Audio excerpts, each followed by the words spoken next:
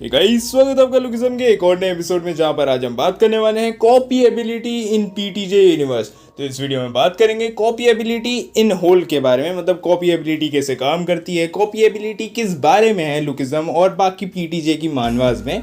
साथ ही साथ बात करेंगे कौन कौन कॉपी एबिलिटी पोजेस करता है और कौन कौन ज़्यादा अच्छे से कॉपी एबिलिटी यूज़ कर सकता है। मतलब सिंपली कॉपी यूजर्स की रैंकिंग के बारे में बात करेंगे और वो करेंगे वीडियो के एंड में। तो अगर तुम लोगों को रैंकिंग जाननी है तो वीडियो एंड तक जरूर देखना। क्या मतलब वीडियो सीधा एंड पे स्किप कर दोगे? अगर एंड पे स्किप करी बिना पूरी वीडियो देखे तो देख लेना, अच्छा नहीं होगा।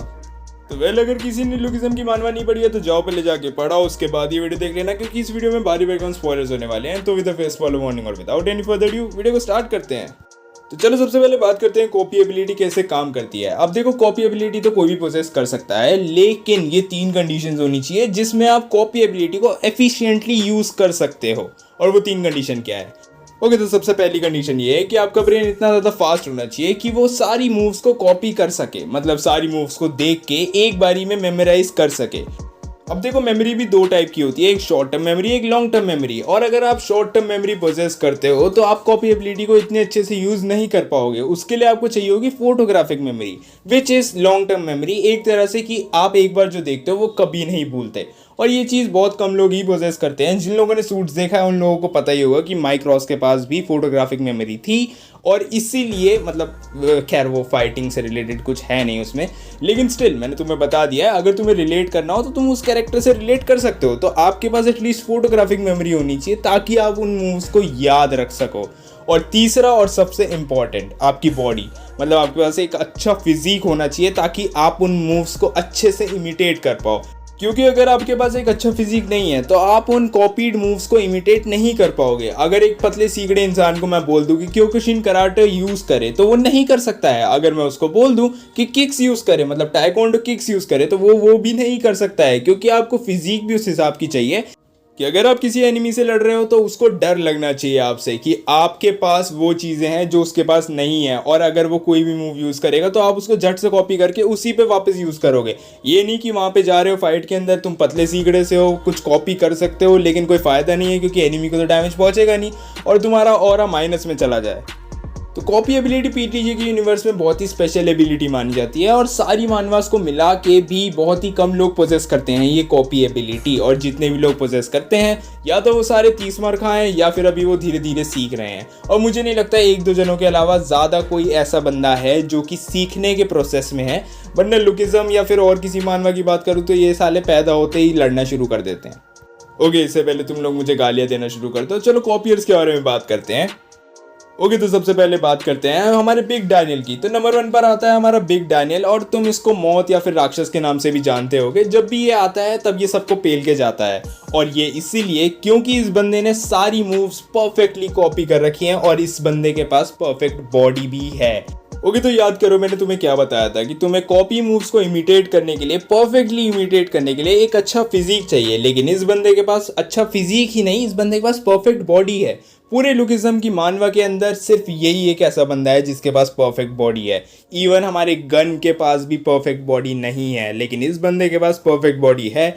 और साथ ही साथ इस बंदे के पास यूआई भी है, तो इसीलिए मैंने इसको टॉप पे रखा है। वरना अगर देखो कॉपियर्स की बात करूं, मैं सच बताऊं अपना ओपिनियन, तो Johan Seong is the best copier in Lookism मानवा।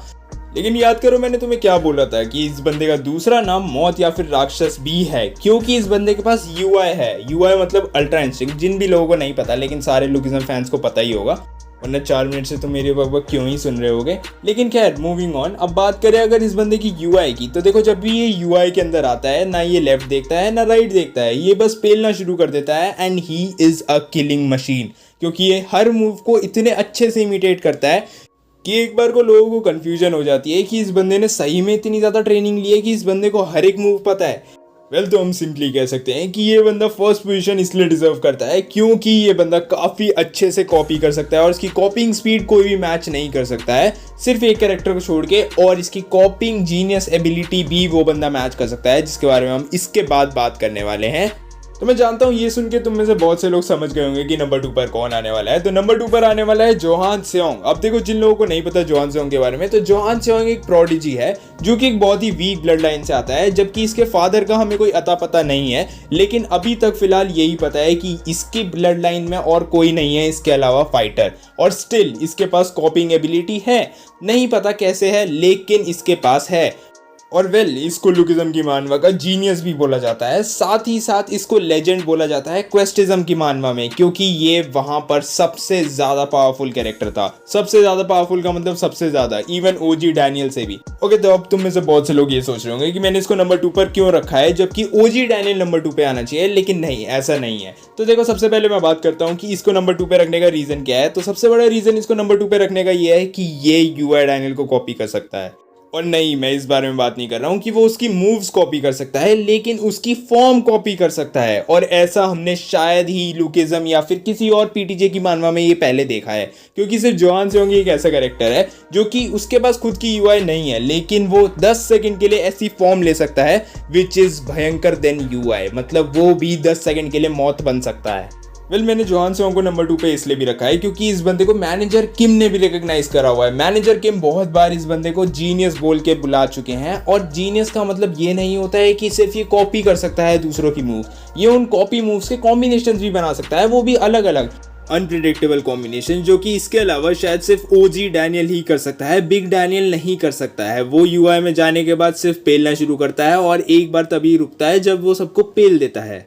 और खैर, यूआई डैनियल के सामने ये बंदा बहुत ही देर तक टिका भी था और उसको अच्छी खासी फाइट भी दी थी। वो बात अलग है, चाहे ये पिटाई हो, लेकिन एक्सपीरियंस के लिए पिटा था यार। और देखो, गन को इसने बहुत अच्छी टक्कर दी थी। इवन गन ने खुद भी कहा था कि ये बंदा पीक को टच कर चुका है और ये बंदा एक जीनियस है। और सबसे बड़ी बात ये है कि इस बंदे की एक आंख खराब है, उसके बाद भी ये इतने सारे फीट्स अचीव कर चुका है। साथ ही साथ ये मैनेजर किम और गन जैसे टॉप फाइटर्स से रिकॉग्नाइज हो चुका है। तो सोचो ये कितना बड़ा जीनियस होगा। नंबर 3 पर आता है हमारा जिन यून पार्क, जो कि है प्री जनरेशन से। और ये बंदा ऑब्वियसली ओजी डैनियल का मामा है। तो हमें समझ में आता है कि ओजी डैनियल की कॉपिंग स्किल्स कहाँ से आती है। उसकी मॉम की साइड से आती है, मतलब उसकी मैटरनल साइड से आती है, क्योंकि उसके मामा के पास भी कॉपिंग की स्किल्स है। खैर, अब तुम में से बहुत लोग सोच रहे होंगे कि मैंने इसे नंबर 3 पर क्यों रखा है। तो इसका भी एक रीजन है, और वो ये है कि इसको मैंने नंबर 3 पे इसलिए रखा है क्योंकि इस बंदे को सारी प्री जनरेशन की मूव्स पता है। और ये एक लौता बंदा है जोहान सेओंग के अलावा जो कि यूआई डैनियल से लड़ा था और उसके सामने टिक चुका है काफी देर तक, और उसको काफी अच्छी टक्कर भी दी थी। मतलब देखो, यूआई डैनियल को सिर्फ अभी तक 3 लोगों ने अच्छी खासी टक्कर दी है, और जिन पाक उनमें से दूसरे नंबर पर आता है, क्योंकि इस बंदे ने गाप्रेयोंग किम की स्किल्स यूज करी थी। और सीरियसली बताऊं तो वो इतनी ज्यादा कामयाब नहीं हुई थी, लेकिन एटलीस्ट इस बंदे को गाप्रेयोंग किम की स्किल्स आती तो है। और हम जानते हैं कि गाप्रेयोंग किम सबसे ज्यादा पावरफुल था। तो मैं ये चीज़ ज़रूर एक्सेप्ट करूंगा कि ये यूआई डैनियल से लड़ा था और हारा था, लेकिन ये यूआई डैनियल के अलावा अगर किसी और बंदे से लड़ता जिसके पास ऐसी स्किल्स नहीं है जो कि यूआई डैनियल पोजेस करता है, तो ये बंदा उसको पक्का पेल देता, जो कि इसको अपने आप में काफ़ी ज़्यादा डेंजरस चीज़ बना देती है। लेकिन उसके बावजूद भी अगर हम इसकी एज एनालिसिस करें तो इसने इस एज पे सबसे ज़्यादा अच्छी टक्कर दी थी। मतलब जोहान सेओंग को छोड़ के, जोहान सेओंग ने भी बहुत अच्छी टक्कर दी थी यूआई डैनियल को। लेकिन अगर इस बंदे के दिमाग का स्क्रू बिल्कुल भी ठीक होता तो ऑब्वियसली हम जानते हैं कि ये बंदा अच्छा खासा पावरफुल है और अच्छी खासी पोटेंशियल होल्ड करता है। वो बात अलग है कि इसकी एज अब काफ़ी ज़्यादा हो गई है, तो उतना ज़्यादा पोटेंशियल आगे ग्रो ना करे, लेकिन जितने भी प्री जनरेशन की मूव्स इसने कॉपी कर रखी है वो अभी भी सेकेंड जनरेशन को पेलने के बहुत ज़्यादा काबिल है। नंबर 4 पर आता है हमारा ओजी डैनियल, जिसका तुम अभी तक वेट कर रहे थे। और देखो, इसको 4 पे रखने का एक रीज़न है क्योंकि अभी ये उतना ज़्यादा एक्सपीरियंस्ड नहीं है। बस यही एक रीज़न है कि मैंने इसको इतना नीचे रखा है, क्योंकि ये कॉपी तो कर लेता है अच्छे से, लेकिन हमारे ओजी डैनियल की बॉडी अभी भी डेवलपिंग स्टेज में है। लेकिन उसके बावजूद भी इसने काफ़ी अच्छी खासी टक्कर दी थी जी चांग क्वाक को, ये चीज़ मैं मानता हूँ। लेकिन अगर जी चांग क्वाक यूआई डैनियल से लड़ता, मतलब या फिर बिग डैनियल से लड़ता, या जोहान सेओंग से, या फिर जिन यून पार्क से, तो इन लोगों के काफ़ी ज़्यादा चांसेस थे कि वो जी चांग क्वाक को वन शॉट कर सकते थे, चाहे वो कितना ही पावरफुल किंग रहा हो। लेकिन ये लोग अपने आप में उससे काफ़ी ज़्यादा पावरफुल थे। लेकिन जब ओजी डैनियल उससे लड़ता है तब ओजी डैनियल मास्टरपीस होता है गन का और काफ़ी ज़्यादा अच्छी खासी टक्कर देता है और हमें पता लगता है कि ओजी डैनियल के पास भी क्रेजी मोड है और साथ ही साथ यूआई भी है हमारे ओजी डैनियल के पास। और खैर अगर यूआई में आके वो उससे लड़ता, मतलब जीचांग को अक्सर अगर उसकी लड़ाई पूरी होती तो हमें पता लगता भी शायद कि ओजी डैनियल की पावर्स क्या है। लेकिन हमने उसके बाद ओजी डैनियल को यूआई में सिर्फ एक ही बार देखा है, वो भी डैनियल के सामने, मतलब बिग डैनियल के सामने, और उसमें उसने इतना कुछ खास उखाड़ा नहीं था क्योंकि वो ऑब्वियसली एक्सपीरियंस लैक करता है। तो यही चीज़ मैं बोल रहा हूँ कि इसकी कॉपिंग स्किल्स काफ़ी अच्छी हैं, जो हान सेओंग से भी ज़्यादा आगे जा सकता है। देखो फिलहाल तो ओजी डैनियल अभी काफ़ी पीछे है कॉपिंग की एबिलिटी में, लेकिन आगे आगे वो काफ़ी ज़्यादा डेवलप करेगा और इन सबको पीछे भी छोड़ सकता है क्योंकि हम जानते हैं कि डैनियल का फ्यूचर वर्जन काफ़ी ज़्यादा पावरफुल होने वाला है। और अगर वो ओजी डैनियल का फ्यूचर वर्जन है, मतलब अगर वो बिग डैनियल का फ्यूचर वर्जन ना हो के ओजी डैनियल का फ्यूचर वर्जन है, तो फिर तो मैं उम्मीद करता हूँ कि इंचियोन के लोगों की तो बत्तियाँ बनने वाली है अगले कुछ चैप्टर्स में।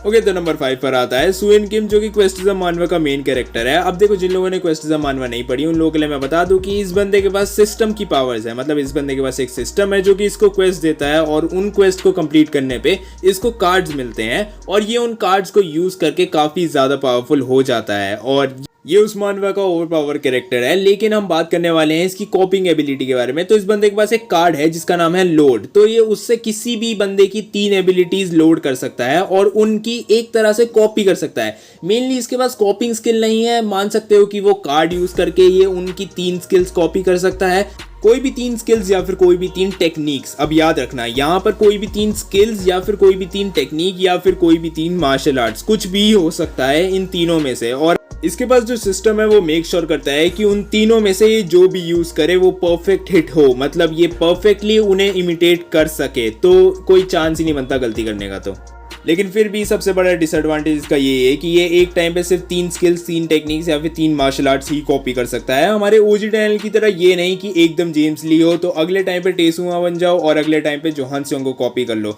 तो ये वैसा नहीं है। तो ये काफ़ी हद तक इसको सिस्टम की लिमिटेशन मान सकते हो जो कि इसको ओवर पावर होने से रोकती है। और साथ ही साथ इसलिए मैंने इसको नंबर 5 पर रखा है क्योंकि इसकी कॉपिंग स्किल इतनी ज़्यादा भी कुछ खास नहीं है। नंबर 6 पर आती है हारू सेओंग, और ये भी क्वेस्टिज्म से ही एक कैरेक्टर है और ये जोहान सेओंग से रिलेटेड है। बिल्कुल सही, अगर तुम्हें लग रहा है कि सरनेम सेम है और ये रिलेटेड नहीं है तो ऐसा नहीं है। ये दोनों एक दूसरे के कजन्स है, मतलब लॉन्ग डिस्टेंस कजन मान सकते हो। और ये बंदी भी कॉपिंग एबिलिटी यूज कर सकती है बहुत ही अच्छे से, जोहान सेओंग से भी ज़्यादा अच्छे से ही यूज़ कर सकती है। लेकिन प्रॉब्लम ये है कि इसकी पावर लेवल जोहान सेओंग से बहुत ज़्यादा कम है। और मैं ऐसा क्यों कह रहा हूँ कि ये जोहान सेओंग से ज़्यादा अच्छे से कॉपी कर सकती है, उसका एक रीज़न ये है कि जोहान सेओंग की सिर्फ एक ही आंख है लेकिन इसकी दोनों आंखें इंटैक्ट है। साथ ही साथ इसके पास ज़्यादा रूम है ग्रो करने का क्योंकि ये अभी काफ़ी इनिशियल स्टेजेस में है कॉपी की। साथ ही साथ इसके पास सुयोन किम की हेल्प भी है और सुयोन किम अपने कार्ड्स दूसरों पे भी यूज़ कर सकता है, मतलब अपने टीममेट्स पे यूज़ कर सकता है और हारू सेओंग उसकी एक टीममेट है। साथ ही साथ ये तीसरी ऐसी कॉपी कैट है जो कि CQC बहुत परफेक्शन के साथ यूज़ कर सकती है और बहुत ही ज़्यादा अच्छे से किसी भी ओपोनेंट को CQC से पेल सकती है। और फ्यूचर में शायद ये हमें लुकिज्म की मानवा में भी देखने को मिले और उसके बाद ही हम बता सकते हैं कि अब ये कितनी ज़्यादा पावरफुल है, क्योंकि क्वेस्टिज्म को ख़त्म हुए काफ़ी ज़्यादा टाइम हो चुका है और अभी तक हमें क्वेस्टिज्म के कैरेक्टर्स का कोई नामो निशान नहीं मिला है लुकिज्म के अंदर। बट पक्का फाइनल बैटल से पहले वो लोग ज़रूर आएंगे लुकिज्म की मानवा के अंदर और तब हमें पता लगेगा कौन कितना ज़्यादा पावरफुल है। अब देखो मैं जानता हूँ ये सिर्फ मेरा ओपिनियन है और सबका ओपिनियन अलग हो सकता है, तो विद दैट बीइंग सेड हम ये वीडियो कहीं पर रैप अप करेंगे। साथ ही साथ जाने से पहले मैं ये ज़रूर बोल दूँ कि अगर तुम्हारा अपना ओपिनियन है इस वीडियो को लेके या फिर तुम्हारा कोई अपना टेक है इस वीडियो को लेके तो कमेंट सेक्शन में ज़रूर ड्रॉप कर देना। अगर तुम्हारी कोई अपनी रैंकिंग्स है तो ज़रूर ड्रॉप कर देना। मैंने वीडियो में अपनी रैंकिंग्स बता दी। नंबर 1 पर आता है यूआई डैनियल, सेकंड पे आता है जोहान सेओंग, थर्ड पे आता है जिनयोन पार्क, थर्ड पे तुम एक तरह से ओजी डैनियल को और जिनयोन पार्क को टाई मान सकते हो, लेकिन फोर्थ पे तुम मान सकते हो ओजी डैनियल को। उसके बाद आता है सुयोन किम एंड लास्टली आता है हारू सेओंग। तो यही है मेरी रैंकिंग्स। और मैं जानता हूं कि एक और फाइटर रह गया है जो कि ब्रेक डेक से लड़ा था जिसके पास कॉपिंग एबिलिटी थी और साथ ही साथ बुसान आंख में भी एक कॉपियर था, लेकिन उनके बारे में हमें ज़्यादा कुछ पता नहीं है, तो उनके बारे में मैं किस बारे में बात करूँ मुझे नहीं समझ में आ रहा था। तो उनके बारे में हम सिर्फ ये कंसिडर कर सकते हैं कि आगे अगर हमें वो देखने को मिलते हैं तो उनके बारे में किसी और सेपरेट वीडियो में बात कर लेंगे। साथ ही साथ वीडियो अच्छी लगी तो प्लीज लाइक कर देना, चैनल को सब्सक्राइब करे बिना कहीं मत जाना। मैं मिलता हूँ अपनी नेक्स्ट वीडियो में। दिस इज मानवा सेनपाई एंड पीस आउट।